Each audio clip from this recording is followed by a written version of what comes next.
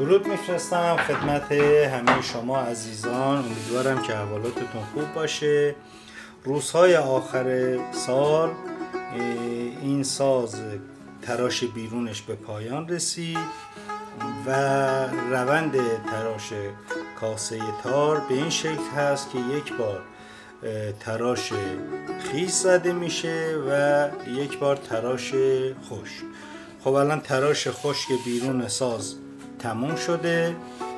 من میخوام کاسه رو باز کنم که داخل کاسه رم تراش بزنم. به صورت نقطه نقطه روی کاسه چسب زده بشه که زده شده که راحت تر بشه اون رو باز کرد و تراش دوم رو انجام بدیم.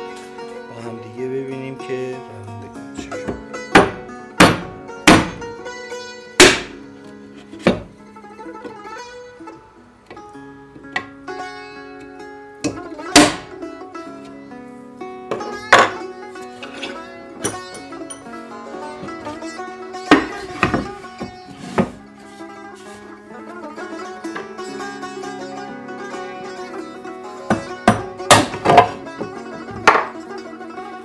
این شکل کاسه باز میشه. سلامت و پیروز باشید.